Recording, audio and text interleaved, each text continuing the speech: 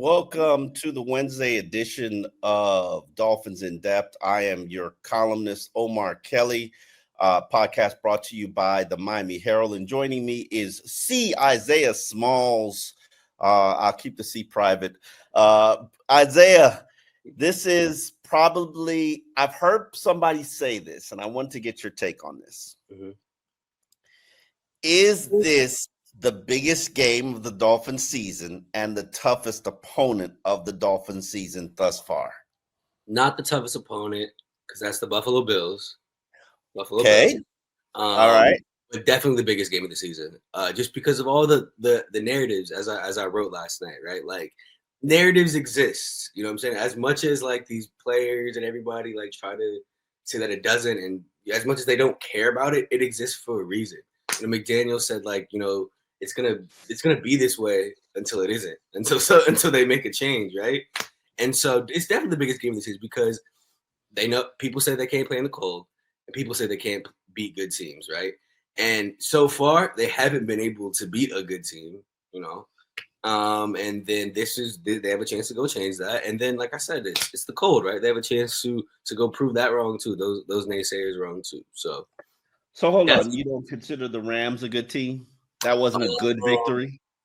What's the Rams' record? I believe they're 5-6.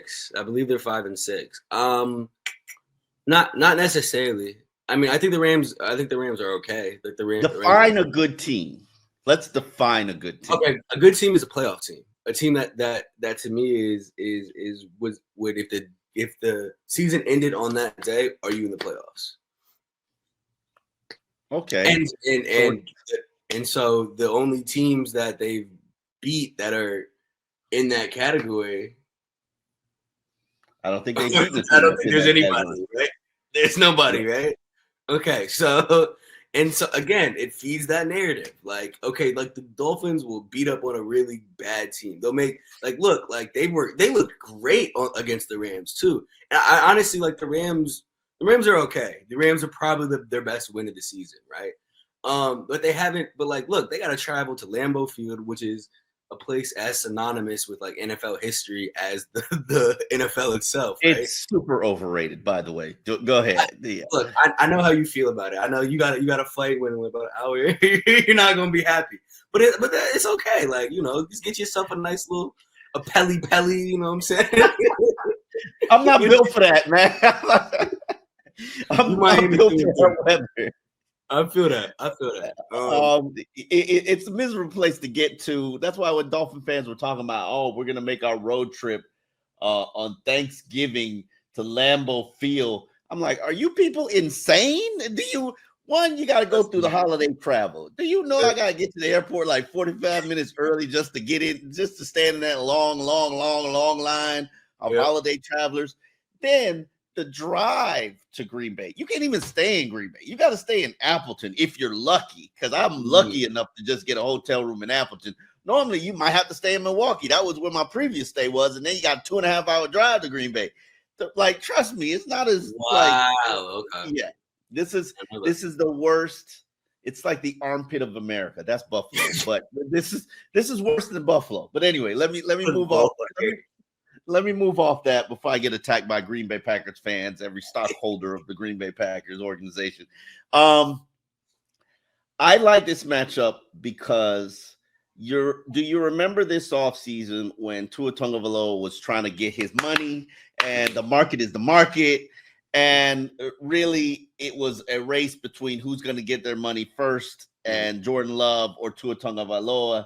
The Dolphins absolutely made sure they got the money done with Tua before Jordan Love's deal got done. It got done the same day, but same agency. They were playing one against the other. I personally think that Tua got a better deal, even though Jordan Love got more upfront money.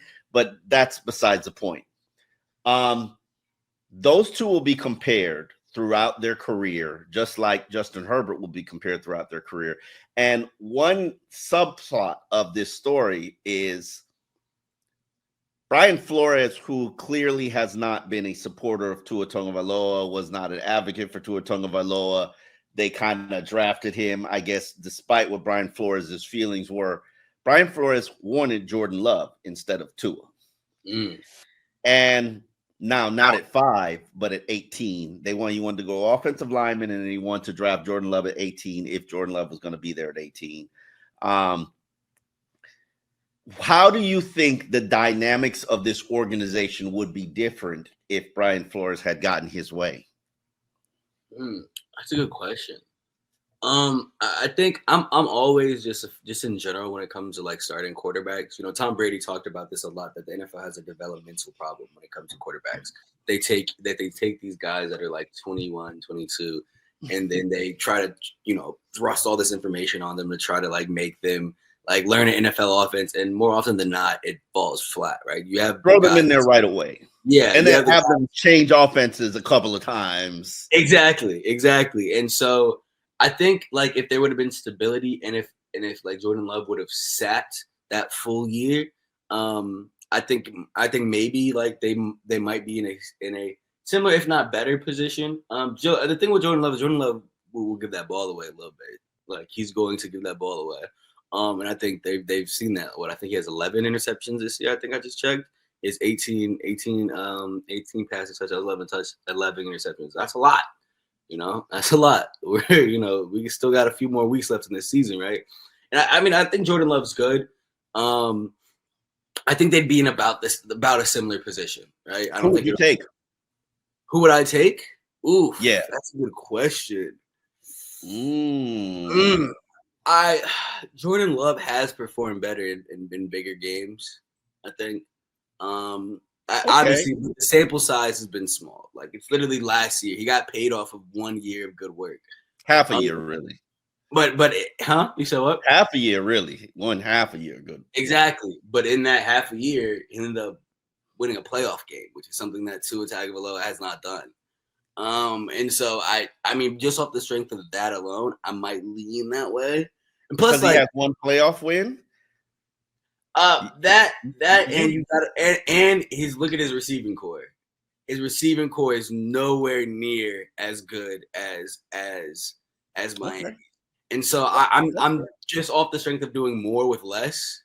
I kind of gotta lean. I mean, but it's a very small leaning that way, because I give you durability as well. Durability. Yes, we don't exactly. really. The best ability is availability, and I just think he's had that this year and then last year too. So I'm only slightly leaning that way. But what Tua, and that's no disrespect to what Tua has put together this year, because the body work he's put together over this last 5 weeks has been incredible. Like he looks like the most. I don't even think it's been incredible. You don't think it's been incredible? No. It's the elevation of his game. It's what should be expected. Mm-hmm. I would put incredible with it if we were seeing the big plays as well.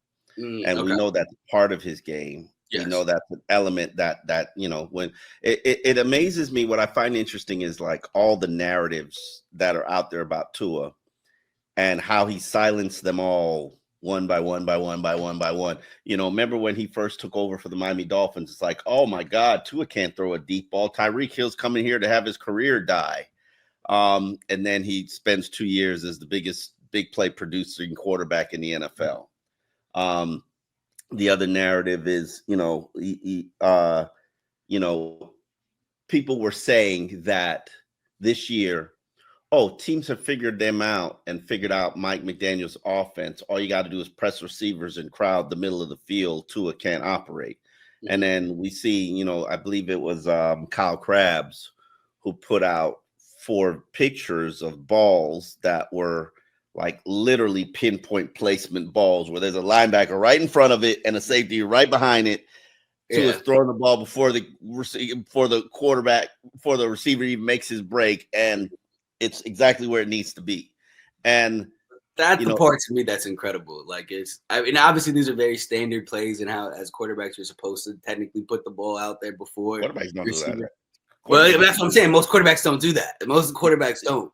Yes. So, people think that that's the standard, but literally there's a very short list of quarterbacks who can do what Tua does and play the way Tua plays. I agree. And I think it's the offensive understanding. I think right now he has such a command.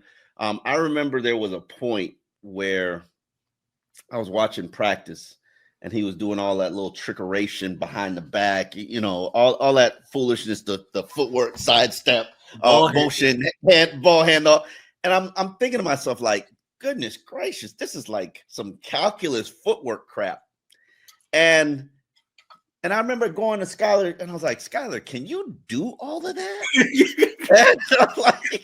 I'm like, I thought to myself, I'm like, because you don't see that with everybody. And I'm like, is this something that like everybody does? And it's funny that Tua said today, like some people got it and some people don't. I heard that.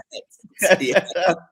That's funny. And I couldn't hear the question because obviously I was traveling, but I heard some people got. I said, "Dang, I wonder what he's talking about." That's crazy. That's funny. Yeah, no, and the thing is, it's like I have seen that Tua that the public is seeing now, the confident, the arrogant, the salty Tua that everybody thinks is like, oh, I've seen that guy, but now the public is seeing it, and it's like, yeah, he's a very confident kid. Like, just to say after the game, like, yeah, I love the opportunity to silence all these narratives. Yeah. That was crazy. That's crazy. That's feeling crazy himself.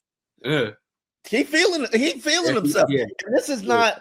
This is when you got to sit and watch something for a month and stew on it, because you put yourself in this position. Yeah. And when you come back, I think the seizing the opportunity, like that's what I think that he's all about right now. And yes, he's taking his game to another level, but there's still another level missing. I agree. And I've waited for that since last season.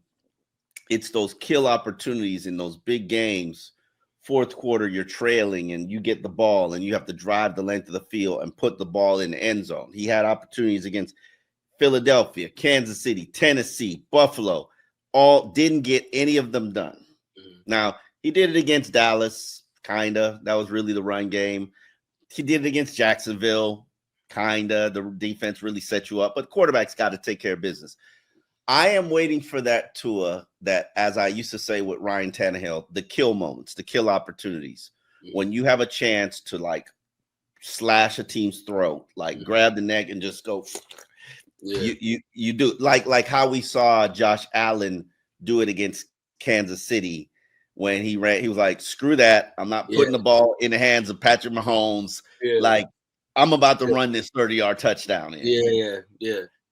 And we haven't seen that Tua yet. We haven't seen him get to that level yet. And my question going into this game against Green Bay, against a quarterback that your former head coach wanted more than you, your nemesis in the league, is can he do it? Can he take a life? And I'm curious to see how this game plays out Thursday night. Definitely. One of the factors that does concern me is the short week. Now, this is an older roster. You know they old. Yeah. They got a lot of 30-year-olds on.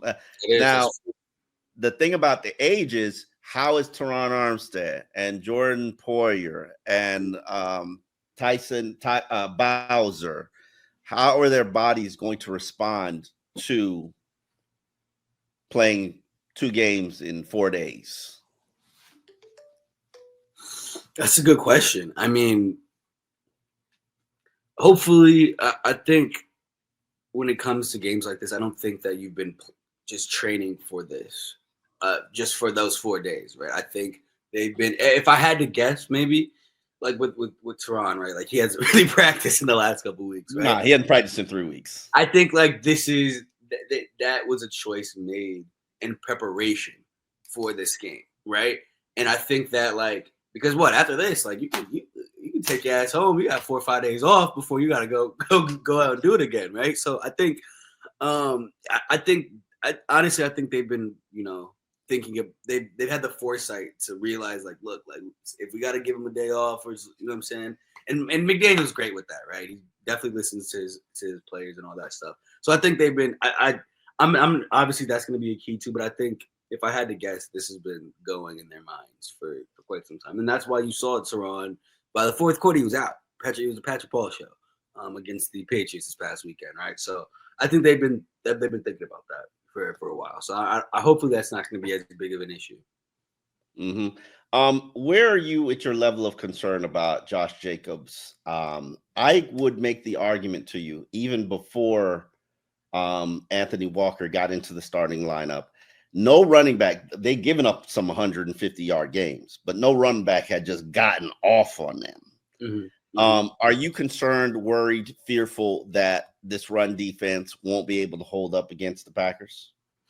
No, I don't think so. I'm not really concerned. I think we've seen this team kind of take it to another level, but when it comes to the run defense, plus obviously having Zach Sealy back is makes everything go right.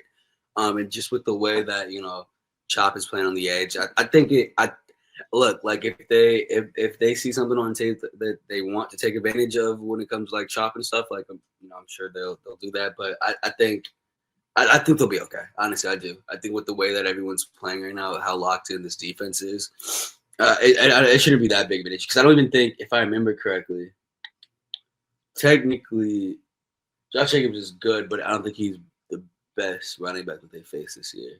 I'd probably put that. He is. Yeah, actually, yeah, because Jonathan Taylor didn't play. He didn't play. Yeah, so you're right. This might be the best running back that they face all year. And I would argue that Jacobs is better than Jonathan Taylor. Oh, okay. I mean, what Jonathan Taylor do this year? You're right. That's fair. I mean, that's fair. Josh Jacobs is like 45 yards from 1,000 right now. That's fair. That's fair.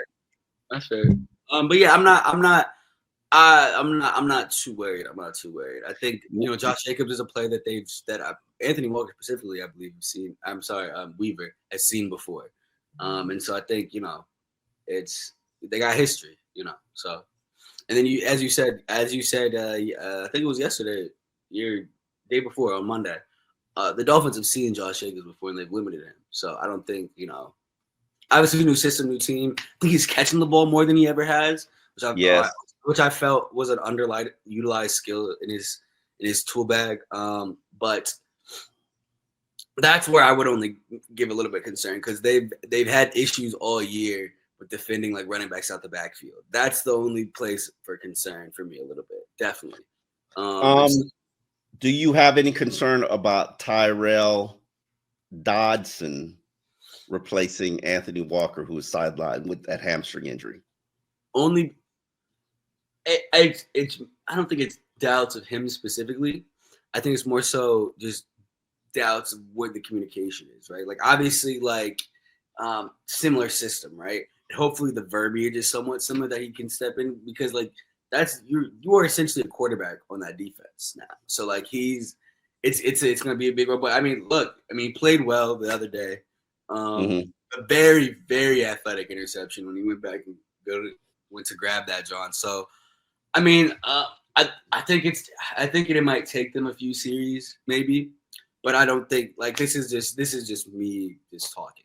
I don't think that like I'm only guessing just because he's only been here a couple weeks, right? Like that's just I did some research trying to figure out why he got cut in Seattle, and supposedly he allegedly, when he was getting demoted, he was like, okay, you're going to demote me, then cut me and let me go play elsewhere. And they demoted him primarily because they didn't feel like they were having some run game issues like Miami was having with David Long. And they felt like him not doing his assignment, not staying committed to it was kind of the hindrance. Athletic, better coverage than David Long. One concern I do have is we know Anthony Walker is a very studious, smart guy who is able to identify what teams are doing and get the team in the right play. Now, my concern is who is going to do that job? Who's going to fill that role? Is it going to be Jordan Brooks? Is Jordan Brooks going to be the green dot player because Terrell Dobson just got here?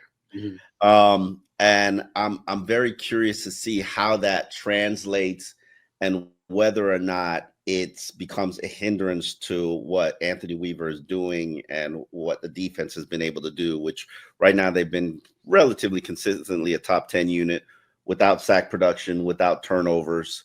The question is, can they turn that volume up? And it seems like they're doing that with Chop Robinson. You wrote a piece earlier this week about Chop growing up in this defense. And being the player that a lot of people projected him to be. I think the one thing that I would like to point out to those who follow this podcast and those who follow our work is Chop is lining up a lot wider. Chop is generally only playing pass rush specific plays, and that makes sense when you know his struggles against the run. They've got Bowser primarily playing run downs, and sometimes they bring in Quentin Bell and things of that nature.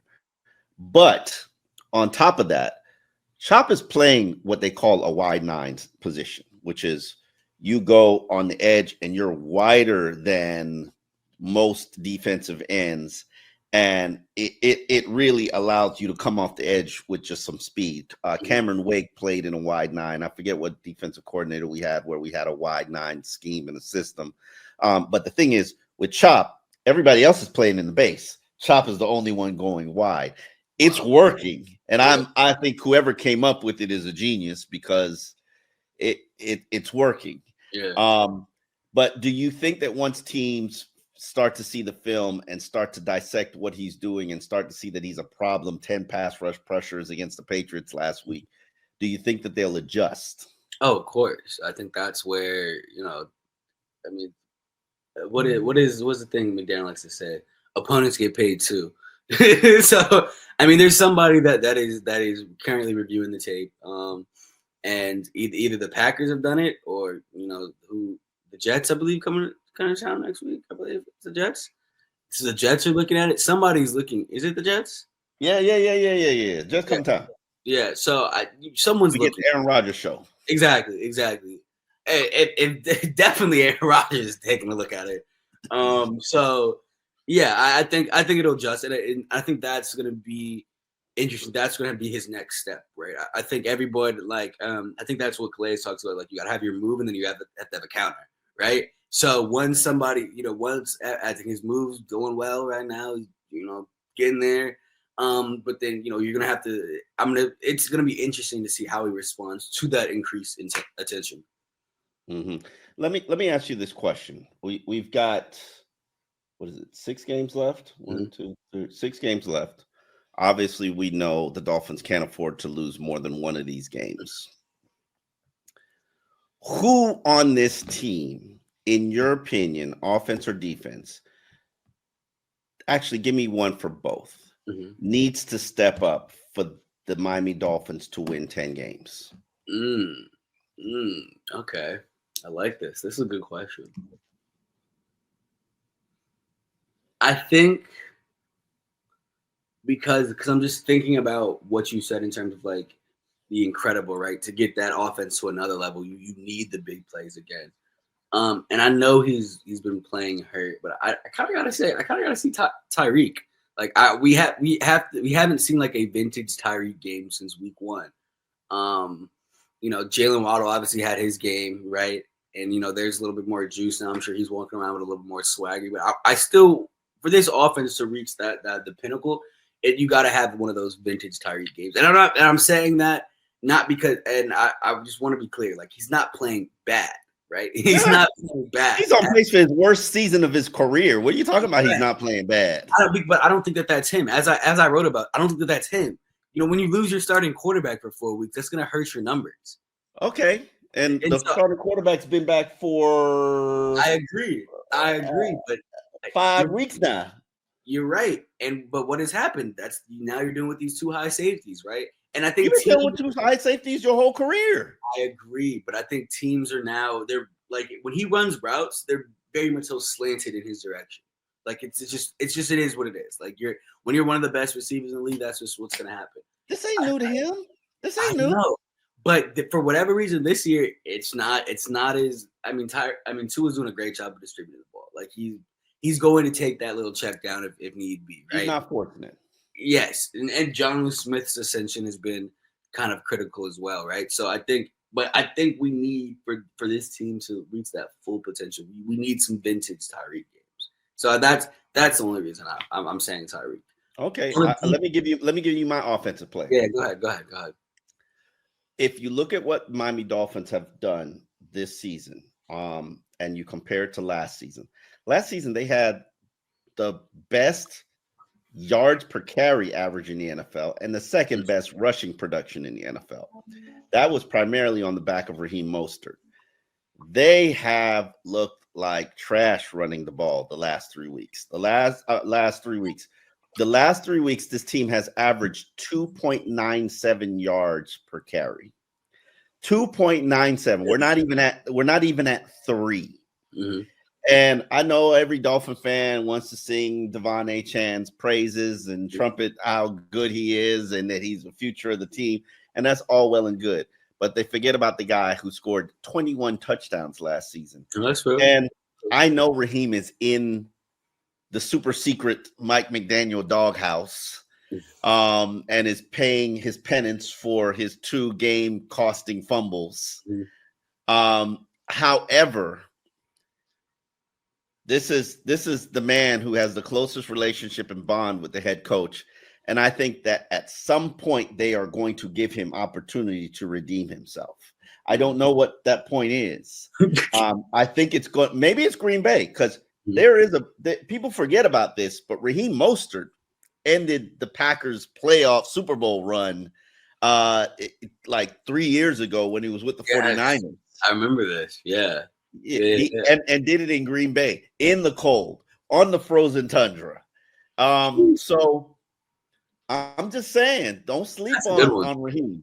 I've been saying it all season, and I look like a fool saying it all season because the balls keeps getting dropped and the yardage keeps going down and the reps keep getting taken away. Yeah. But I'm a big believer in Raheem, and at some point he's going to silence all his critics. That's a good one. I actually like that one. That was a really good one. Now let's go to the defense. Who needs to step up for this team to win 5 of the next 6, in your opinion?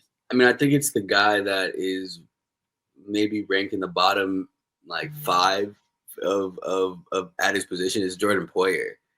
I just think teams are kind of taking advantage of him, similar to the way that teams were taking advantage of David Long, right, and his inability to cover the tight end. And as I wrote a couple weeks ago, they have issues covering elite tight ends, right? And I think they did a good job limiting Hunter Henry last week, right? Tucker Kraft is someone that's kind of a red zone magnet, so they're gonna have to really buckle down on him. But I just think Jordan Poyer. I think the Jordan Poyer that they thought they were getting when they signed him isn't the Jordan Poyer that is here. Just because it looks a little bit older. And granted, he catches up to us all. You know what I'm saying? It is true. But he just looked old, a little bit older, and it's just and granted, as Weaver said, there's things that he does that don't show up on the stat sheet that really help the defense. He's been around the game so long. I'm taking nothing away from his body work. He is an all-pro, a former all-pro player. This guy knows the game of football. I just think that when it's sometimes, when you get a little bit older, you have your brain is just okay, I got to go do this. But when you try to physically do it, your body is not doing it. Yeah, exactly. I totally get it. And so I think if he can step up towards the end of the year, they'll be in a much better place for sure. I'm gonna actually go with his safety partner. Okay. Javon Holland. That's who I was thinking of. I was trying to think. Javon Holland, there's a lot of talk that he's an elite safety. Mm-hmm. There's a lot of hype about how talented he is. Mm-hmm. When is the last time you've seen it? It's been a minute. It's week one. Week one. Now, I know we got the hand issue. That's all healed up now. I know we got the knee issue. You're out there on the field. You're not even limited in practice. And let's be real about it. We're approaching December games. We're really not going to be practicing that much in December. Mm-hmm. I know you're new to the beat, but this is December football where they might practice once a week. But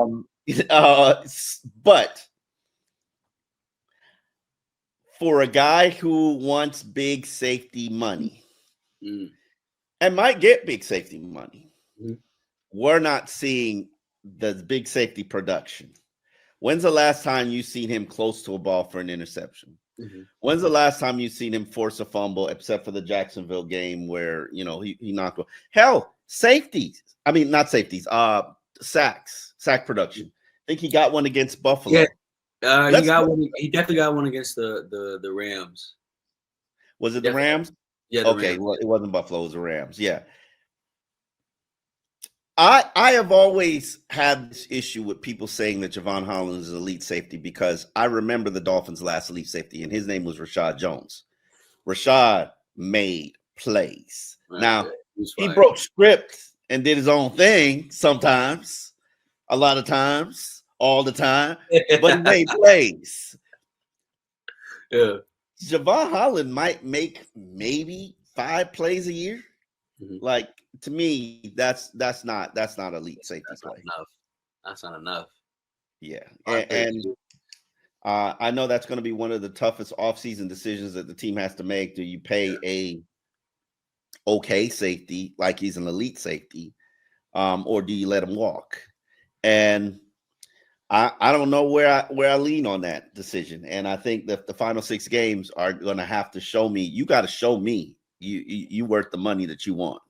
I know you probably don't get it, but where's the production? Where's the interceptions? Like, I know you have ball hawk skills, but I don't see you even close to a ball.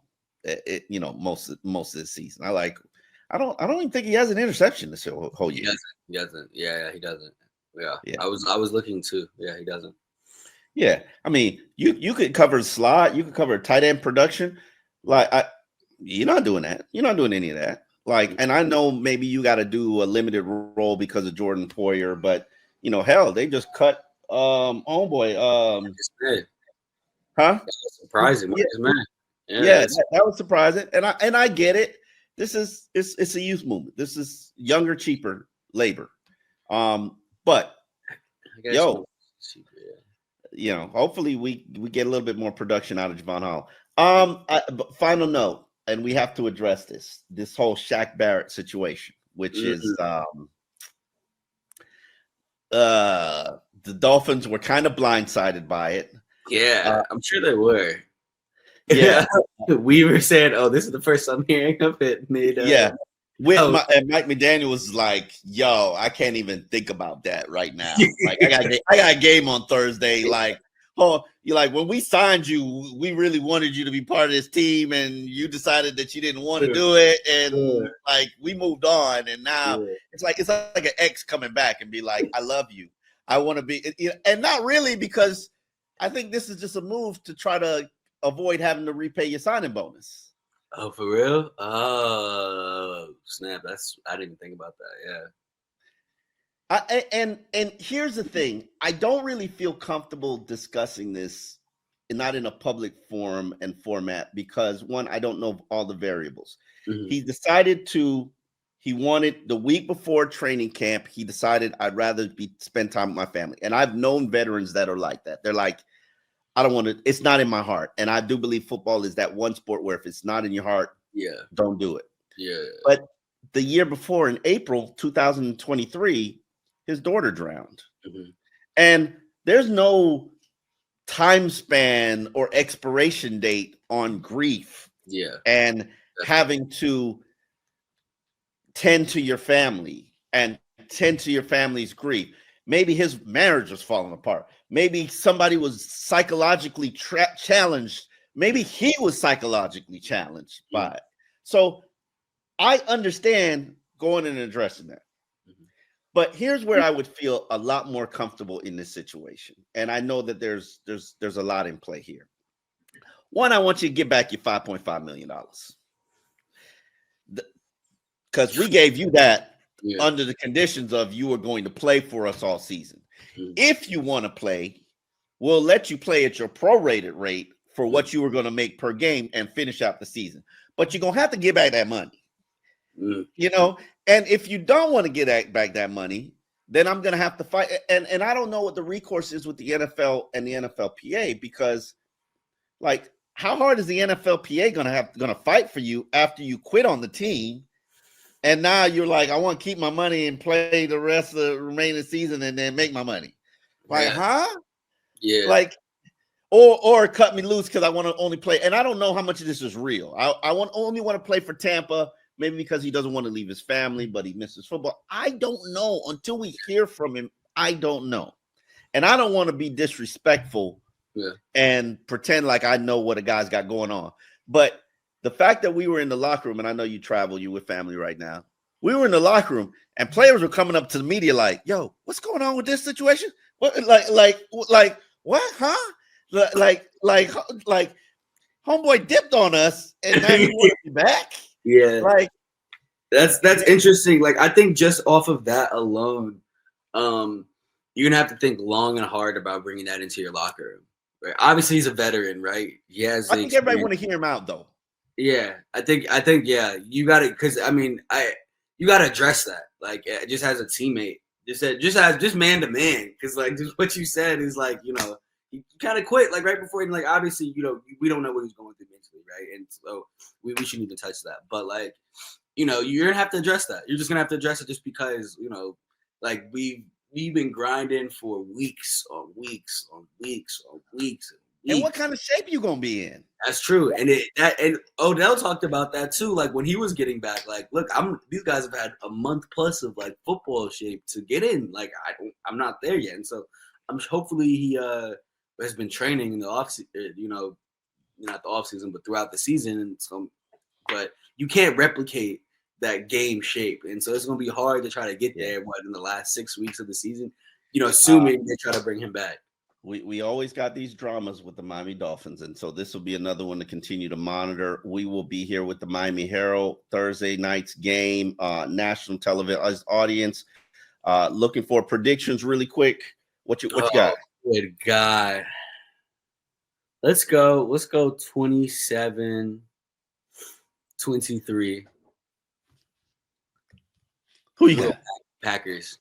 All right. I'm gonna go 24-21 Miami Dolphins. I think that they're gonna the Dolphins know how to make themselves relevant in December. That's the one thing I could always count on. So we'll see how they play out from there. All right, folks, that's been Dolphins in Depth. We will see you back on Friday to recap the Green Bay Packers game.